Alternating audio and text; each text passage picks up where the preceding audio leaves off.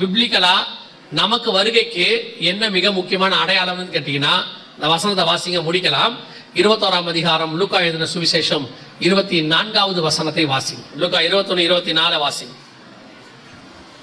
பட்டய கருக்கினாலே விழுவார்கள், பட்டய கருக்கினாலே விழுவார்கள், சகல புறஜாதிகளுக்குள்ளும் சிறைப்பட்டு போவார்கள், சகல புறஜாதிக்குள்ளும் சிறைப்பட்டு போவார்கள். புறஜாதியாரின் காலம் நிறைவேறும் வரைக்கும் எருசலேம் புறஜாதியாரால் மிதிக்கப்படும். புறஜாதியாரின் காலம் நிறைவேறும் வரைக்கும் எருசலேம் புறஜாதியாரால். அப்படின்னா என்ன அர்த்தம்னா, அவங்களுடைய ஹோலி மவுண்டன் சொல்லுவாங்க, டெம்பிள் மவுண்டன் சொல்லுவாங்க, ஹோலி சைட்டும்பாங்க, என்னென்னமோ பேர்லாம் அதுக்கு அவங்க வச்சிருக்கிறாங்க. சோ இந்த இடத்த புறஜாதியாருடைய வழிபாட்டு ஸ்தலம் இருக்கிறதுனால, அவர்கள் அதை மிதிக்கிறதுனால அந்த புறஜாதியார் காலம் இன்னும் நடைபெற்று கொண்டிருக்கிறது. ஒரு நாள் வரும், யாருமே உள்ள நுழையாதபடி இந்த இடத்த முழுக்க என்ன பண்ணிடுவாங்க, அவங்க வேலி அடைச்சிடுவாங்க. அதான் புறஜாதியார் காலம் நிறைவேறும் வரை எருசலேம் புறஜாதியாரால் மிதிக்கப்படும். இந்த இடத்த முழுக்க அவங்க கேப்சர் பண்ணுவாங்க. அதுக்கு முன்னாடி இந்த இடத்த அவங்க இடிப்பாங்க. இதுதான் அடையாளம். நல்லா தெரிஞ்சுக்கணும், இதுதான் அடையாளம். இது நடந்துச்சுன்னா உலகம் மிகப்பெரிய பேரழிவுக்குள்ளே போக போகுதுன்னு அர்த்தம். 3rd வேர்ல்டு வார் ஸ்டார்ட் ஆக போது, உலகத்துக்கு மிகப்பெரிய அழிவு ஸ்டார்ட் ஆயிடுச்சுன்னு அர்த்தம். சோ ஆண்டவர் சொன்ன எல்லா தீர்க்க தரிசனங்களும் நம் கண்களுக்கு முன்பாக ஒன்றன் பின் ஒன்றாக வரிசையாக நிறைவேறி கொண்டிருக்கிறது. இதுல நமக்கு என்ன அப்படின்னு கேட்டீங்கன்னா, லூக்கா 21:24 நீங்க வாசிச்சீங்க இல்லையா, புறஜாதியாரின் காலம் நிறைவேறும் வரை எருசலேம் புறஜாதியாரால் மிதிக்கப்படும் சொன்னாங்கல்ல. 28ல ஆண்டவர் என்ன சொல்றாரு பாருங்க, வாசிங்க, முடிக்கலாம். 28 வாசிங்க. இவைகள் சம்பவிக்க தொடங்கும் பொழுது உங்கள் மீட்பு சமீபமாக இருப்பதால் நீங்கள் நிமிர்ந்து பார்த்து உங்கள் தலைகளை உயர்த்துங்கள். இதெல்லாம் ஆரம்பிக்கும் பொழுது 24ல சொல்றாரு, புறஜாதியார் காலம் நிறைவேறும் வரை எருசலேம் புறஜாதியாரால் மிதிக்கப்படும். இவைகள் சம்பவிக்க தொடங்கும் போது. மத்திய 24 நம்ம கேட்டாங்கல்ல, உடைய வருகைக்கு அடையாளம் என்னன்னு 3வது வசனத்துல. 8வது வசனத்துல இயேசு என்ன சொன்னார் பாருங்க, வாசிங்க. மத்திய 24:8. இவைகள் எல்லாம் வேதனைகளுக்கு ஆரம்பம். அப்பொழுது உங்களை உபத்திரவங்களுக்கு ஒப்பு கொடுத்து உங்களை கொலை செய்வார்கள். இதெல்லாம் வேதனைகளுக்கு ஆரம்பம், முடிவு சமீபமாய் இருக்கிறது. இவைகள் தொடங்கும் போது உங்கள் மீட்பு சமீபமாக இருப்பதால் ஆண்டவர் சொன்ன எல்லா காரியங்களும் கரெக்டா இருக்கு. இவைகளுக்கு நடுவுல தான் நம்முடைய மீட்பு, சபை எடுத்துக்கொள்ளப்படுதல் சம்பவிக்க போகுது. சோ இந்த காரியங்கள் எல்லாம் நீங்க பாத்தீங்க, கேட்கிறீங்க, கண்களுக்கு முன்பாக ப்ரூஃபோட ஆண்டவர் சொல்றார், உங்களுக்கு தெரியப்படுத்துகிறார். அப்படின்னா என்ன அர்த்தம் அப்படின்னா, வரப்போகிற வருகையில இந்த சபை போக வேண்டும் என்று கர்த்தர் விரும்புகிறார். அல்லேலூயா. அதுக்குதான் இது உங்களுக்கு தெரியப்படுத்தப்படுகிறது. என்ன ஒரு பெரிய விஷயம்னா, இயேசு முதலாவது வரும்போது தேவ தூதர்கள் வந்து அந்த மெய்ப்பர்களுக்கு சொன்னாங்க. அவங்க போய் இயேசுவை பார்த்துட்டாங்க. நட்சத்திரத்தை பார்த்தாங்க. அவங்களும் போய் இயேசுவை என்ன செஞ்சிட்டாங்க, பார்த்துட்டாங்க. ஆனா வேத வாக்கியத்தை ஆராய்ந்து பார்த்த ஏரோது என்ன செய்யல, போகல. அவன் சொன்னா, நீங்க போய் பார்த்துட்டு வந்து எனக்கு கன்ஃபார்ம் பண்ணுங்கன்றான். இன்னைக்கு ஒரு கூட்டம் என்ன கேட்டாலும் வருகையில போகாத ஒரு கூட்டம் இருக்கு. அடையாளங்களை பார்த்து ஒரு கூட்டம் இயேசு கிட்ட வந்துடுது, தேவனால முன்குறிக்கப்பட்ட ஒரு கூட்டம் வந்துடுது. ஆனா ஒரு கூட்டம் என்ன கேட்டாலும் வசனம் சொல்றோம், கேட்கிறாங்க, ஆராய்ந்து பார்க்கிறாங்க.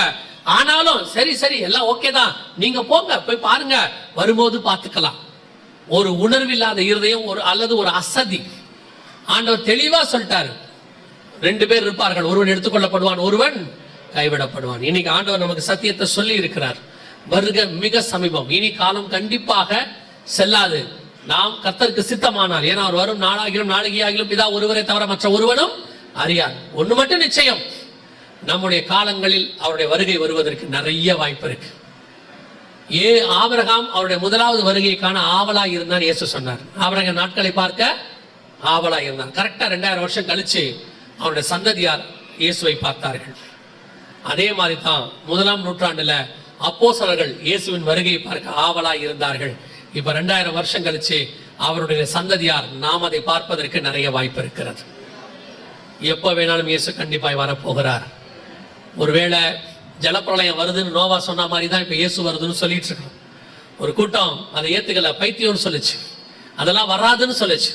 அப்படிதான் இயேசு வரமாட்டாரு ஒரு கூட்டம் சொல்லுது. ஒரு கூட்டம் வருவாரு, வரும்போது பார்த்துக்கலாம், ஏரோது மாதிரி ஆட்கள். ஆனா ஒரு கூட்டம் தேடி போகணும், நட்சத்திரத்துக்கு பின்னாடியே போகணும், இயேசு சொல்ற இடத்துக்கு போகணும், ஆயத்தப்படணும், காத்திருக்கணும். அவங்க தான் அந்த வருகையிலே அவரை பார்க்க முடியும். இயேசு வருகிற காலம் சமீபமாயிற்று, இனி காலம் செல்லாது. ஆயத்தப்படுத்துவோம், ஒரு கூட்டத்தை ஆயத்தப்படுத்துவோம். எழுந்திருக்கலாமா? நாம எல்லாரும் நம்ம ஜெபம் பண்ணுவோமா? உன் தேவனை சந்திக்க நீ ஆயத்தப்படு அப்படின்னு வசனம் சொல்லுது. நீங்க ஆயத்தமா இருக்கிறீங்களா? மனுஷகுமாரனுடைய வருகை அவருக்கு முன்பாக நிற்கும்படிக்கு நினையாத நாளையில அவர் வரப்போகிறபடினாலே விழித்திருந்து ஜெபம் பண்ணுங்கள்னு வசனம் சொல்லுது. புத்தியுள்ள கன்னிகள், புத்தி இல்லாத கன்னிகள் கூட இயேசு சொன்ன வார்த்தை என்ன தெரியுமா? அவங்கள பார்த்து தூங்காதிருங்கள்னு சொல்லல, என்னையோடு காத்திருங்கள்னு சொல்லல. ஆனா ஒன்று சொன்னாரு, நினையாத நாளிகள் வருகிறபடினாலே விழித்திருங்கள்னு சொன்னார். அலர்ட். காலம் மிக சமீபம்.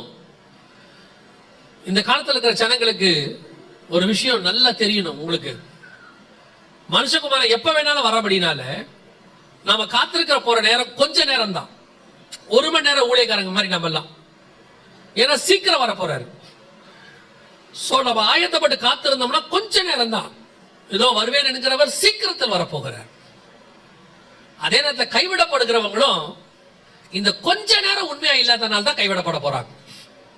அவங்களுக்கும் இந்த கொஞ்ச நேரங்கிறது ஒரு ஷார்ட் டைம் தான். ஒரு 30 மார்க் எடுத்து 32 மார்க் எடுத்து பாஸ் ஆகிறவனுக்கும் ஒரு 30 மார்க் எடுத்து ஃபெயில் ஆகிறவனுக்கும் உள்ள வித்தியாசம். ஒரு 2-3 மார்க் எப்படியாவது படிச்சு பாஸ் ஆயிரணும்னு அவன் கான்சியஸா இருந்து 30ல இருந்து 35 எடுத்துட்டான். ஆனா அவனும் 30 இன்னொருத்தன் எடுத்தான். ஆனா பாத்துக்கலாம் அப்படின்னு விட்டுட்டு ஃபெயில் ஆயிட்டான். 2 பேரும் ஒரே ஸ்டாண்டர்ட்ல இருந்தவங்க தான். ஒருத்தன் கொஞ்சம் முயற்சி பண்ணா போயிட்டான், ஒருத்தன் அந்த கொஞ்சம் முயற்சி பண்ணாதனால ஃபெயில் ஆயிட்டான். அவன் வாழ்க்கையே மாறி போச்சு. அதே மாதிரி தான் இப்ப நமக்கு கொஞ்சம் காலம் தான் இருக்கு. வாசப்படி தான் நிக்கிறாரு. இது வரைக்கும் நீங்க ஒரு வேளை எப்படி வேணா கூட இருந்திருக்கலாம். இனி கொஞ்ச நாளும் கர்த்தருக்காக உண்மையாக காத்திருக்கிறவர்களாக, சந்திக்க ஆயத்தப்பட்டவர்களாக, ஒவ்வொரு நாளும் அவரை நோக்கி பார்க்கிறவர்களாக, இதுவரைக்கும் இருந்த எல்லாத்தையும் விட்டுட்டு நான் இனி இயேசுவை நோக்கி போக போகிறேன். உலகம் என் பின்னே, சிலுவை என் முன்னே. நான் நித்திய ஜீவனை சோதரிக்கிறதுக்கு கடைசி சான்ஸ் எனக்கு கிடைச்சிருச்சு.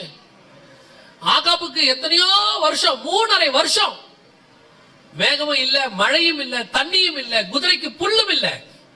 இப்ப ஆகாபுக்கு ஒரே ஒரு வாய்ப்பா எலியா சொல்றாரு, கையளவு மேகம் தெரியுது, ஓடி போயிடு. ஏன் இந்த கையளவு மேகம், நீ போ, ரதத்தில் ஏறிப்போ. இந்த கையளவு மேகம் போதும், அடுத்து பெருமழையா மாறிடும். இது வரைக்கும் எப்படி இருந்தே தெரியாது. இப்ப கையளவு மேகம் தெரியுது, வருகைக்கான மேகம் நல்லா தெரியுது. இதோ மேகங்களுடனே அவர் வருகிறார்.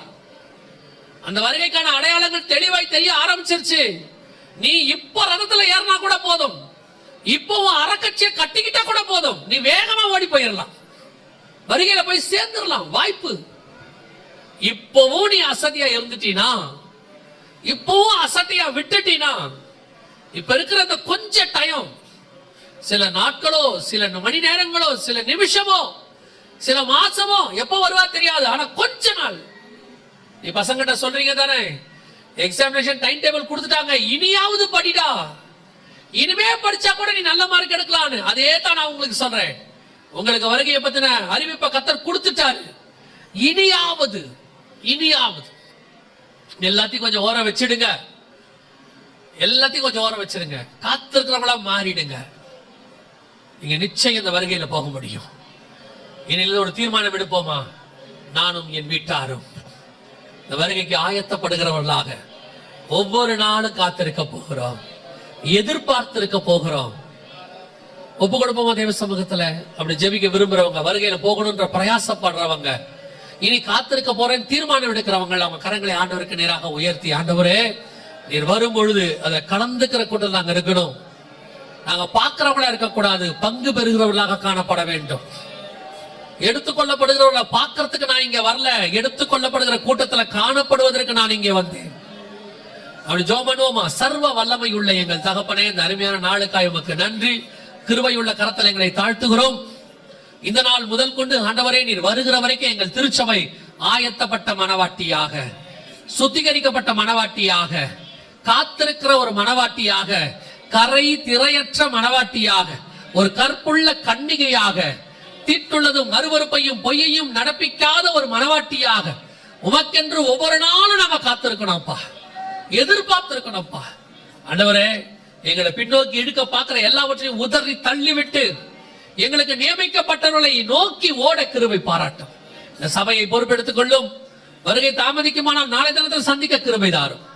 எங்கள் ஆண்டவர் இயேசு கிறிஸ்துவின் நாமத்தில் ஒப்பு கொடுத்து ஜெபிக்கிறோம், எங்கள் ஜீவனுள்ள நல்ல பிதாவே.